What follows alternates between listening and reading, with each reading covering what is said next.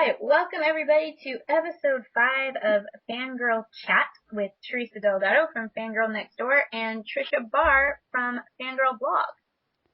It's good to be here, and it's fun to be talking about the stars of Star Wars that were at Celebration Europe and their panels. That's exactly what this episode is about.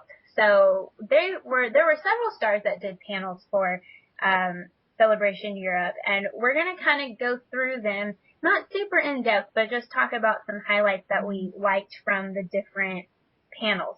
And we're going to start off with the Evening with the Emperor panel featuring Ian McDiarmid. I know the Emperor himself there on the stage. I have to tell a little Celebration story before we start, because I was at Celebration last year and we were eating dinner in the hotel, and Ian McDiarmid and Anthony Daniels walked past, and they ended up sitting at the table next to us. And so the whole time we're trying to take pictures, but look like we're not taking pictures of them. And there was also a table of Lucasfilm employees, one table over, and they were the same kind of starstruck. It was pretty funny to see. So Ian always puts on a good show when he's up on the stage. And he talked about, they covered, we're using the StarWars.com live blogs, and thank you very much, StarWars.com for covering this live, and so we could enjoy it. He didn't know, Ian McDiarmid, when he got the part in Return of the Jedi, that it was quite as significant as it turned out to be. And then he said, after meeting with George Lucas and Richard Marquand about the film, he got a call from his agent saying he got the part. And Ian says, that's great, but what's the part? And he leafs through the notes the way agents do and said, oh, it's called the Emperor of the Universe. And Ian said, well, I guess I'll be doing it then. Here I am. It's so understated, you know. He's like, oh, that's cool. I don't know what that is. Well, and I never realized this. He said his voice was originally meant to be overdubbed, but then George Lucas ended up liking his vocal performance. And I think the way he delivers his lines is one of my favorite parts about his character. So. Yeah, no, so that is pretty cool, actually. And something else is, I guess he was in his late 30s when he was playing the Emperor. Yes. And then he plays younger self when he's it's kind of almost crazy that he got to play this role in both trilogies. So kind of neat, especially since they're backwards. Yeah. That's always fun. Always fun. And then they had the 4 Fetts on stage, and all 4 actors: Jeremy Bulloch, Daniel Logan, and then Dickie Beer, who was in the Cloud City, and where's my last one? Did I get them all? No, you're missing. John Morton. And John Morton, who was in the he was in the Cloud City in Empire Strikes Back, and Dickie Beer was the stunt performer in Return of the Jedi. So they had all 4 of them on stage, and all of them are awesome people to interact with directly. I actually got to meet Daniel Logan at Star Wars Weekends last year, and he's so sweet. And he talks about, because he grew up, being the Boba Fett in the younger movies. And he said when he got the part, he was really only aware of Yoda and the lightsaber. So he thought he was auditioning to be a Jedi. And when he was told he would be a bounty hunter, he replied, "What's that?" And he didn't even know who Boba Fett was. But when he attended Celebration 2, he saw what the character meant to the people, and he says, I'm the biggest Star Wars fan now. And then he got to go on and voice the Boba Fett in the Clone Wars, which was fun to see that continuity. So, but Boba Fett has a really huge kind of niche fan base of his own. So I'm sure there were some people in the audience who were just crazy that there are all 4 of them there in one room. Are you a big Boba Fett fan, Teresa? Yeah, I am actually, and I have the Her Universe Boba Fett shirt that came out the Day of the Dead line. Yeah, no, I'm a big Boba Fett fan, and I've met Jeremy Bulloch, and it was fabulous because when I met him, he called me princess, and it made me feel awesome. So, and I love the fact that during this panel that Jeremy Bulloch came out in a Boba Fett costume, outfit. Yeah, he's working it. He's living it up. I would too. So, Boba Fett, they just can't seem to kill him. He just keeps coming back. The fans want more of him. I have never been, overly enamored with the character the way some people have.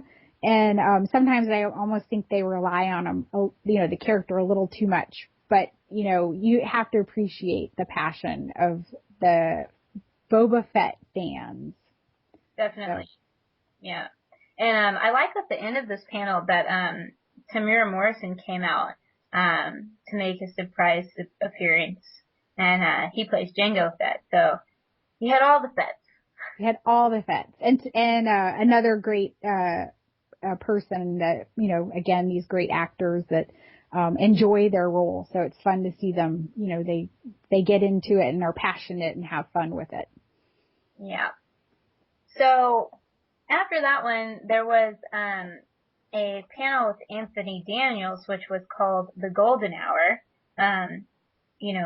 quite appropriately. And, there wasn't a whole lot that came out of this that we haven't heard of before. Anthony Daniels was sort of working the stage and, really egging on the Ewok fans because of Warwick Davis. So, that's pretty cool. And, I do like the fact that he told Warwick Davis that he thought that he might be a fake and that he wasn't a real Ewok because he wasn't getting the crowd on their feet for Ewoks. And then he also got the crowd to start singing the Yub Nub song, which I would have loved to have been there for that, honestly. Well, let me ask you, do you prefer the original ending to Return of the Jedi, or do you like that they took that song out? I like the original ending. So here's my dream ending for Return of the Jedi, since it's my favorite film. I would have loved the Yub Nub song, but with the fireworks in the background.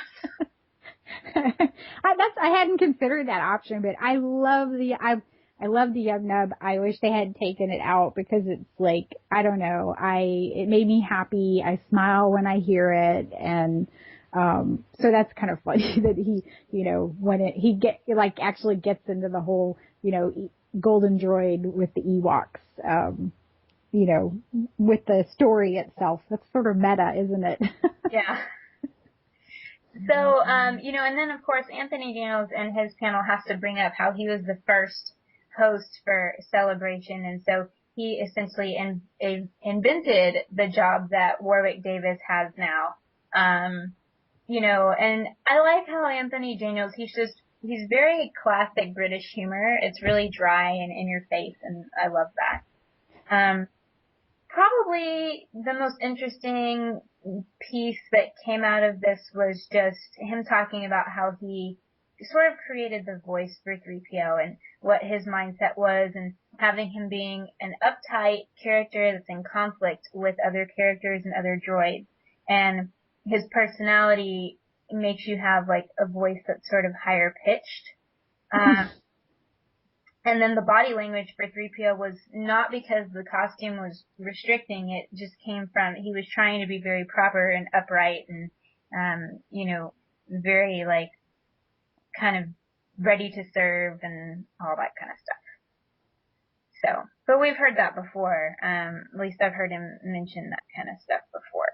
And, then what do you think? Do you think, as a fan, you'd like to see him in the role of 3PO in the next movies, providing that sort of continuity Or do you think that, they're just going to CGI him or put somebody else in the suit?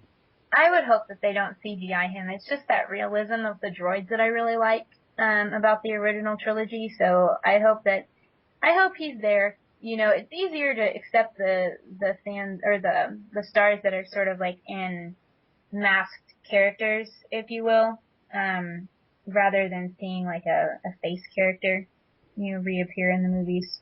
Yep. So after that, it was onto a panel that was called Straight Talk from Princess. So this was the Carrie Fisher panel, and I'm sure everybody has cause to worry when Carrie Fisher comes onto a panel. But she did come on with her dog Gary, so I think he kept her behaving. So that was nice. But I think my favorite part was when she talked about Return of the Jedi and talked about her favorite scene. And it's very cool that her favorite scene is also my favorite scene, which is where she actually meets Wicket, and she says that it was her chance to be human. And she says, meaning that it was a really quiet moment for her. And of course, Warwick Davis asks if he was annoying, and she says no, that he was adorable, which I guess is the right thing to say, considering he was about 11 years old when he did the role. And she also said that they told her to improvise her lines in the scene with Wicket, which she found to be a little bit difficult because she didn't know what she was supposed to say to an Ewok. How do you talk to Ewok? I like that scene because it humanizes Leia, who, you see her, as a warrior and giving people orders and, kind of this banter with Han Solo, and you see her as people regarding her as a princess and a leader, and here she is in a moment where she just gets to meet a different life form, even that she's not used to dealing with, and how she reacts to it, and manages to create this, understanding very quickly, because that scene establishes later on that the Ewoks would help them. Yeah. And I really like Leia in Return of the Jedi just because she is a lot more human in this particular film. I mean, she has her, princess prestige sort of taken away from her when she becomes a slave to Jabba the Hutt, and she just, I mean, I could talk about this for forever, but, I like her a lot in Return of the Jedi. And you are right, that scene really did set up that the Ewoks would be friendly to the rebellion. And so one thing we haven't talked about is that in almost every panel, Warwick Davis did stage voice, where they recreated a scene from the films. And this one caught my eye just because they recreated this scene where they meet each other. Only Warwick gives Carrie Fisher a Twinkie for the snack that she gives him. And then he gives her a Batman hat, a speeder helmet. Because you would think at a Star Wars convention they would have like a speeder helmet he could use, but I guess not. And then apparently Warwick put on an Ewok hat, and I haven't seen an image of this, and I want to know what an Ewok hat looks like. I do too. I haven't seen an image of that either, so... Well, hopefully somebody has seen it and will tweet it at us, because I'd like to see it. Yeah, that would be great. So overall I think it was a good panel. Of course we didn't get anything out of it really. We didn't get any new news, but I didn't really expect to. So you weren't one of the fans, because there was a lot of talk in the fandom about people thinking we were going to get something as far as, an announcement on these actors coming back to the movies, or you weren't expecting that going into the convention? No, I wasn't. Yeah. Okay. I actually didn't either. I thought we would get some news, and it's interesting that they really sort of just steered clear of that sort of talk, at least in Carrie's specific one. But, just to go back to, like, if you've seen her panels, if you've never seen one of her panels, there are some on YouTube. She can be quite adventuresome. She's smart and witty and, a storyteller in her own right. And she's a comedian and she can be very funny, but, she can get out there a little bit, maybe more than Disney would like.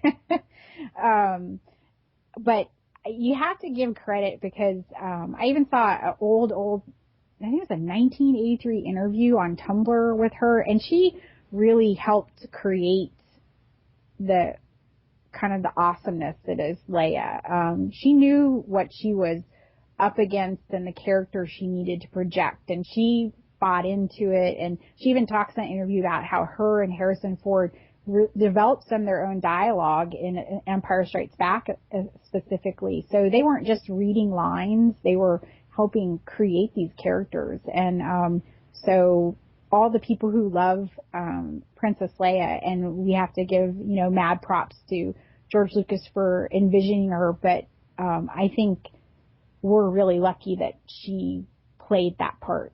It might have been different had someone else done the role. Oh, no, I definitely agree. And, I love the fact that she's been such a, she's continuing to stay involved in Star Wars and kind of be a champion for, the female part of the fandom, even because she's still involved. She could have easily have gone, the way Natalie Portman has gone and sort of like disappeared. You know what I mean? And so I think it's great that she's going to the conventions and she's participating in the fandom and that she's continuing that. Means a lot, I think. And then we had finally the Mark Hamill panel that went on, and what was it? Mark Hamill, The Jedi Returns was the name of that panel. And of course, everybody, Luke Skywalker is just such a defining part of the saga that, it's good to hear him talk about it and his experiences, because nowadays we can see things as they happen, we can enjoy them, but a lot of stuff that went on back in 1977, they didn't even know that they were making a hit movie. So, we get to hear these flashbacks, and sometimes you see them in like the making of books or stuff like that, or if you find an old interview, but it was cool to hear him talk about it. And he said, I was always bugging George for minutia. He would make up lies to make me go away. And I thought that was just kind of funny because he is a comics fan himself. So this was he was making a movie that was sort of a dream thing for him. He is one of us. He's a geek. He was he loved genre, and here he is making it. And he talked about, of course, we have the big surprise from Empire Strikes Back, and he talked about filming the end of the Empire, and in the script it was, he says, you don't know the truth, Obi-Wan killed your father. And he said that got out, it leaked. And then he was informed that the real ending, he said, Kirshner took me aside and said, I know this and George knows this, and I'm going to tell you. So if it leaked, they'd know that Hamill leaked it, and he just loved the twist. But I always loved, that's one of my favorite moments in Star Wars is what? Wait a minute. I am your father. How did they pull that off? How did nobody know about that? So anyway, it was fun. Yeah. And he also talked he talked a lot about he said he'd like to have it be humorous, and his fantasy cast, he was joking around, but he said he'd like Brian Regan, Andy Kindler, and Sarah Silverman, people that make him laugh. And he thought that Star Wars was funny when he read the script. So we heard about humor in Kennedy's panel, and we hear Mark Hamill talk about it again, about humor and having fun. And we know there's going to be dark moments in the movies, but it sounds like everybody's talking about there being fun too. So obviously, Return of the Jedi, you said is your favorite Star Wars movie, and what's your favorite moment with Luke in it? Let's think. I like two scenes from Return of the Jedi. I like when he sits and actually talks to Leia and informs her, that they are brother and sister. Because that was a real human moment too. And, I really liked the way that they played that scene. And, I'd really love to know how much of that scene was scripted and how much of it was improvised. And then when he goes with Vader and he basically, just submits himself and, he's just so sure of himself, like he just knows that this is what he has to do. This is his destiny. He's not sure how it's going to play out, but he's willing to go into, I guess kind of visit the dark side, and the dark side of himself. I like that too, because it was just played with a lot of maturity. Yep.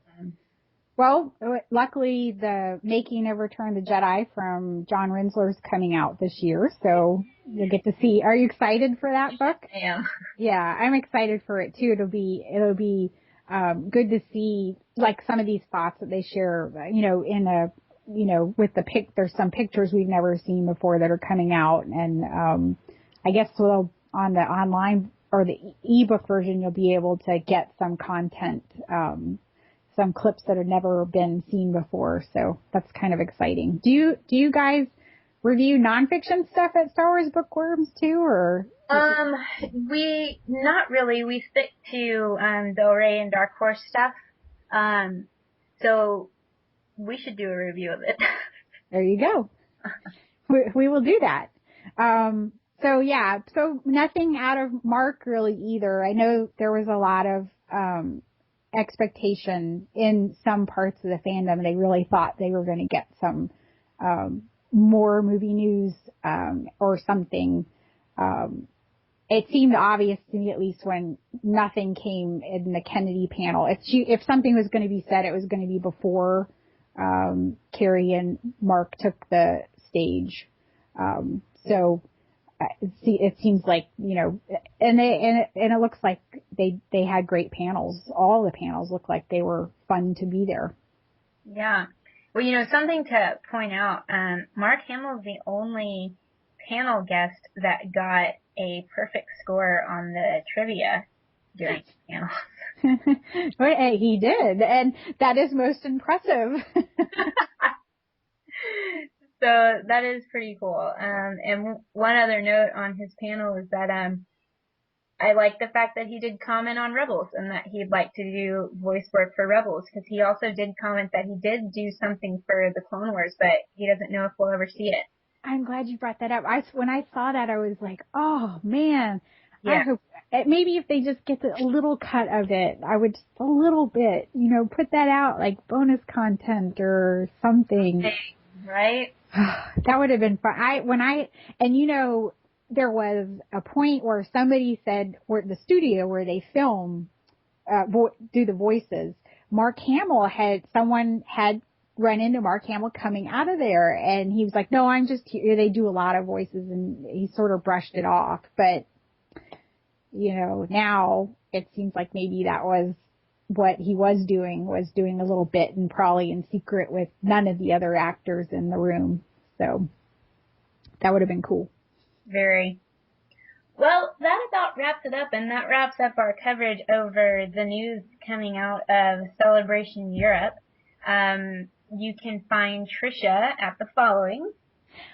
Fangirlblog.com. It's all one word. And then you can follow me on Twitter at FangirlCantina. And Teresa, where can they find you?